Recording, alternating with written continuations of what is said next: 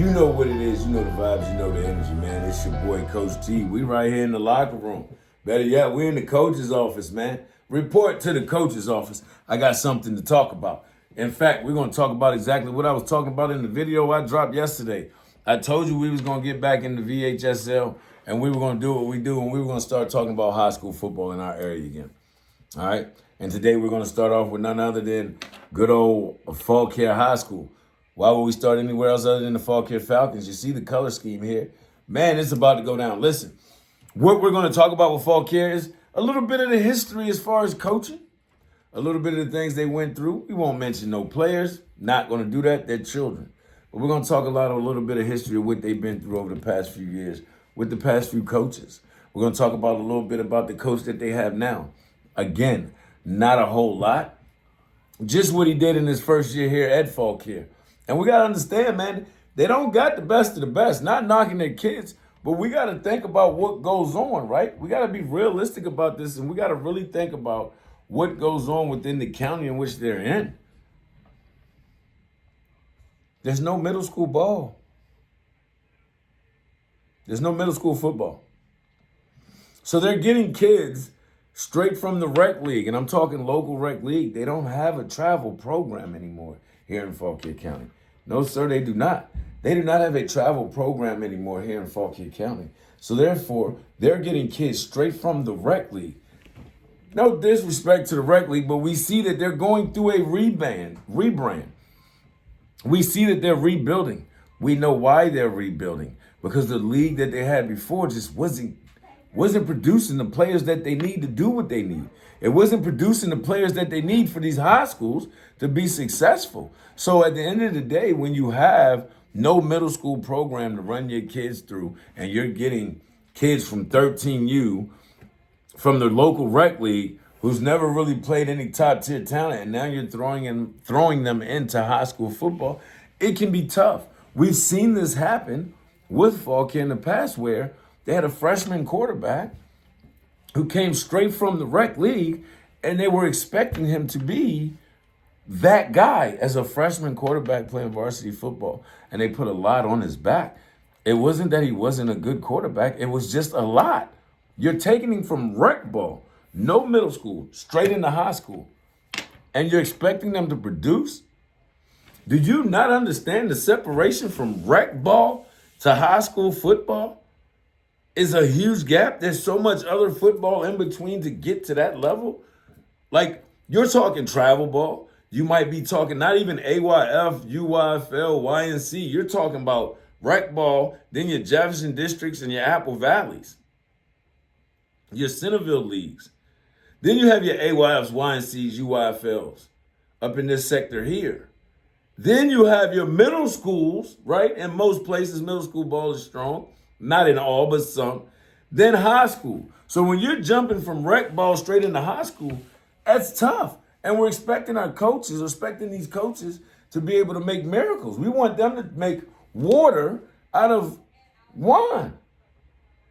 It doesn't work that way in high school football. You understand? We got to think about that and take that into consideration when we're talking about what the local high schools are doing. And I'm one of those ones that give a lot of local high school coaches a lot of flack. But I also know that the pool over here is different than the pool that you're pulling from in Culpeper, because Culpeper has a pretty good, decent rec league that produces a lot of talent that goes to their high schools over there. Not enough to compete with some other places, but they have it. Fauquier doesn't have middle school ball. We don't have travel ball. And we don't have a strong rec league. Facts are facts. I'm just stating the facts. Now, the rec league is starting to rebrand and they're trying to grow it. So I get it. It's going to get back one day to where it was. I mean, when Don and Linnell, I'm just saying, when Linnell Yates and Don Postman was running the FYF league, we had multiple age groups. I want to say it was 6U, 8U, 10U, 12U, 14U, 6 or 7 teams in each age group. You didn't have to go out of the area. That's all I'm saying. That's all I'm saying. Facts is facts. Truth is truth. Look it up and you'll see what I'm talking about. You didn't have to go out the area. So hopefully that rec league gets back to that. But it's not that right now. And over the past few years, that has hurt Fauquier. Okay? Again, we're talking about Fauquier High School today. So over the past few years, that has hurt Fauquier. Fauquier has had multiple coaches over the past few years. Over the past few runs, they've had 3 coaches that I know of. Coach Price or Prince, I think it was, from Kentucky. He came in. He tried to turn things around. It looked like the energy was going there. He was a hard-nosed coach. And the parents and the boosters and the kids, they couldn't deal with him being a hard-nosed coach. They wasn't ready for it. People going to feel how they feel, speak how they speak. These are my unbiased opinion. I don't think the parents and the kids were ready for the type of coach he was. So it didn't work. He moves on. They bring in Coach Buck. Coach Buck comes in, known for changing programs, known for flipping programs around, known for getting programs on the right page. Coach Buck comes in and nothing. And I had a couple conversations with Coach Buck prior to coming in. Shout out to Timothy Marcus. When he first came in, I went to the meet and greet. I had some conversations with him. He had some great ideas, but I knew that it was not going to work in this county. Unfortunately, I'm sorry. No biasness, no disrespect or whatever, but I just know how the programs are run around here. I do. This is my area. Like I said in the last video I dropped yesterday, I know this area very well. Very well. So I know how things tend to work around here, especially with the football program. So we know that Buck came in. He had some things going on outside as well. You know, there's going to be people that's going to come in and speak on that, but I'm not going to speak on the personal stuff. I'm here to talk football. You get what I'm saying? But for whatever reason, things didn't work out. Things didn't go as planned, and Buck rolled out. So last year, they bring in Coach Downs. Coach Downs formerly at Culpeper and Eastern View. Before he went to Fauquier, he was at Eastern View as a defensive coordinator. He was a DB coach over at Culpeper. So he has high school experience. But I didn't know if he was ready for the head coaching spot. But then again, that's to one's opinion, right? My opinion? No. Based off of what I've seen, not really. Seen him at Culpeper, DB coach. DBs didn't do too well, in my opinion again. Seen him as a defensive coordinator at Eastern View. Defense did pretty good. Now, granted, he had some dogs, to do what he had to do, and he did. Defense wasn't bad. Of course, there's people that expected more, but again, in my opinion, as a defensive coordinator, didn't do too bad. Had the weapons. Some expected him to do more. I don't feel like he did too bad. But was he ready for a head coaching job? That's to one's opinion. Fauquier hired him anyway. No disrespect. Again, they brought him in and he didn't have a lot. He had some very talented kids, upperclassmen, seniors. I believe they lost a nice amount of seniors. But he just felt like he didn't have enough. He also came in with the mindset, based off some of the things I've been told, of making change, a lot of big changes immediately. Sometimes that can be a downfall, that can be a bad thing. Again, that is an opinionated thing, right? But what we do know to be facts are the numbers. And as I said before, I get my numbers off of apps and stats and newspapers the old school way, right? I look shit up. You know, I know that's become a lost trait here in the world that we live in now, but I looked shit up. I looked it up. And when I looked it up, I did my homework. I ran the numbers. I'm a numbers guy. Football is numbers. I ran the numbers. And judging by the numbers, the season wasn't that great. But again, it's his first season. Now, in that first season, he's had some good seniors that I felt could have probably made it better. They probably could have went easy 4-6, 5-5. There was a couple of games that some would say the coaching decision kind of, they lost a lot of tight games, man. You can go on Max Prep, pull their schedule up, see the games, see the scores. They did lose a couple of close games that would have changed their record drastically. But nonetheless, 2-8 was their overall record. They went 1-4 at home, 1-4 on the road. They beat Liberty. They beat Liberty in the Bird Bowl. They moved the Bird Bowl. I wish y'all would move the Bird Bowl back to the end of the year. It was it meant so much more. Because if both schools had a rough season, that game meant so much more. So I really wish they would move the Bird Bowl back to the end of the year. I don't have a say so in that. But they beat Liberty in the Bird Bowl, and then they beat Brentsville in a close shootout game out at 40-38, I believe it was. So those are the 2 games that they won. The other 8 games they did not win. They didn't win. Like I said, I want to say like 3 or 4 of them. Might have been 5. Can't remember fully. I want to say 4 or 5 games were less than a touchdown decided the game. So it could have went either way. It definitely could have went either way. But unfortunately for them, it went 2-8. Now this is the kicker. Fauquier High School scored 180 points last year in 10 games. We know 180 points divided by 10 is 18 points a game. That's what they averaged offensively, 18 points a game. Now, some might look at that and some might say that that's pretty good. That's not bad. Hey, 18 points a game. There's nothing wrong with 18 points a game. That's what some might say. But let's really think about this. 18 points a game, divide 18 by 4. That's how many they scored per quarter, right?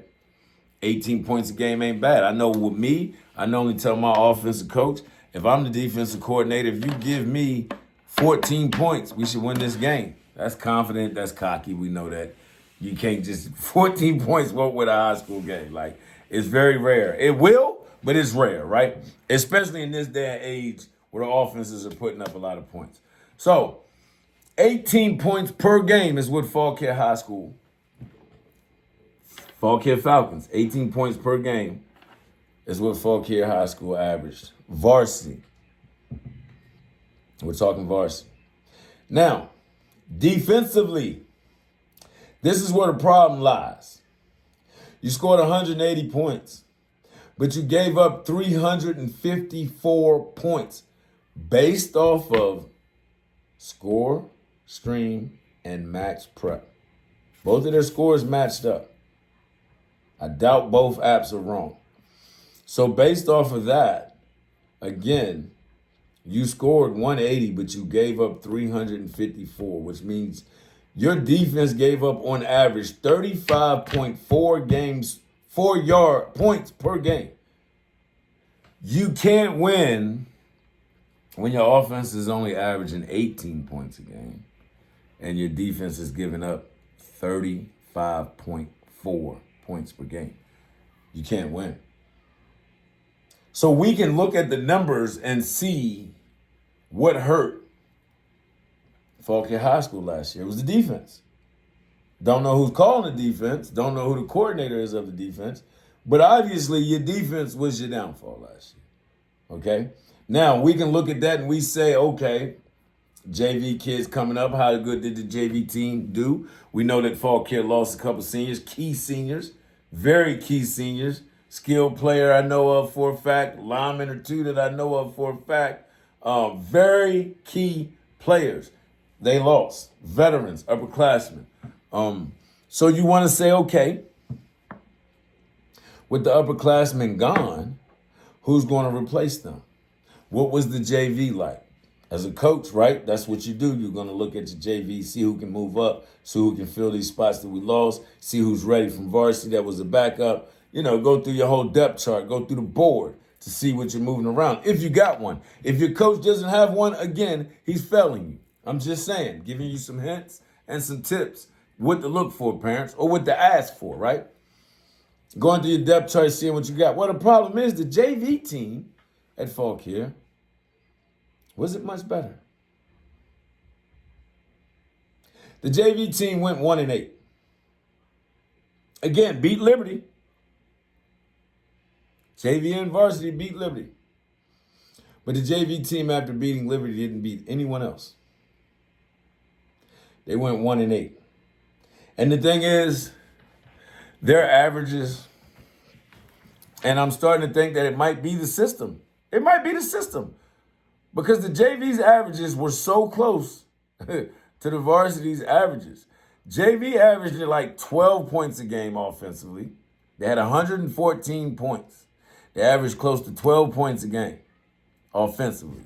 They only played 9 games, obviously, so the averages is going to look a little different. But they were 1-8. They beat Liberty. They couldn't win an away game at all. They averaged 12 points, almost 12 points a game.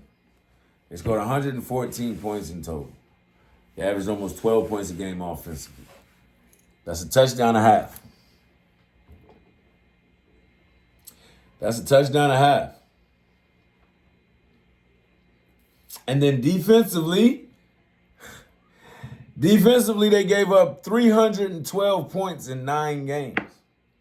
Now, varsity averaged 18 points a game. They scored 180 points. JV averaged 12 points a game. They scored 114 points. Varsity's defense gave up 354 yards for an average of 35.4 yards per game. JV gave up 312 points in 9 games, giving them an average of 34.6, so almost 35. So both offenses averaged under 20 points.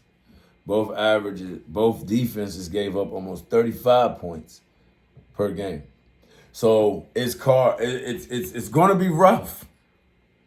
Fauquier fans, lock in. Again, we can't predict the future. So there's some things that could have been changed, some things that could have been fixed, some kids might have moved into town. Anything could have happened to make the program better. But based off of last year's numbers, and again, this is the end of the season. I know the season ended a while ago, but I had to get back on my thing. But based off of the numbers and the stats and the factual things, and you look at the situations and what's going on and who's going where, when you look at those type of things, as a Falcons fan, I strongly suggest, with all due respect, that you not get your hopes too high. Better than 2. Anything better than 2 wins is progression. And that's what you want is progression. At this point, you want progression, man. All right, again, hey, it's going to be what it's going to be. Numbers don't lie. People do. You can get mad, but you can't get mad at me because I didn't coach. I'm just putting the facts out there because this is what we do here at Local Locker Room Network. Again, we appreciate you for tapping in. We'll be dropping another video on another local school, doing the same thing, just giving our opinion, our postseason, based off of what we've seen in 2024, 2025. We got the 2025, 2026 season fastly approaching. So we just want to throw some things out there and start to let people know that it's here, man. Again, don't count them out because things can happen and things can change. Factor in what the coaches have to deal with as far as the selection and the pool and the talent. And then make your own opinion. You don't have to listen to me. You know the vibes, you know the energy, man. You know what it is. It's your boy Samson, the bad guy. Yeah, I got my media hat on because right now I want to talk about the preseason classic. Yeah, the preseason kickoff classic. You know the one with Dinkins from Dinkins Tournaments LLC, Hollywood from the Holiday Bowls, and they come together in the preseason to bring us one of the dopest preseason events. Yes, man, you remember if you went to War Hill, you know what I'm talking about. So you want to make sure you pull up for this. And then it's not at the same time as other events, so there's really no excuse. It's the first weekend in August. You know they always do the first weekend in August. August 1st through the 3rd. August 1st through the 3rd. It's in the 540 this year. Yep, it's in Fredericksburg. The same place that they had the Turkey Bowl. And I'm going to keep it a band with you. The Turkey Bowl had 52 teams. 52 teams at the Turkey Bowl. This is the preseason classic. So just think about how many teams is going to flood this event. You don't want to get left out. Registration opened last week. Yeah, registration opened on the 1st. You don't want to get left out, man. So make sure you hit up Dinkins, Antonio Dinkins, or Linwood Hollywood on Facebook. Let them know that you want to get your team in this event, man. Again, August the 1st through the 3rd, Fredericksburg, Virginia. Listen, make sure your teams can be there for check-in. Don't want no excuses. Make sure your teams can be there for check-in. All right? August 1st through the 3rd, Fredericksburg, Virginia, man. It's guaranteed 2 games. You know they're going to have the rings and the belts and all that good stuff. I still got my Dinkins belt back there. But anyhow, you know the vibes, man. You know the energy, man. Make sure once you hit them up, you let them know that the bad guy sent you. You dig?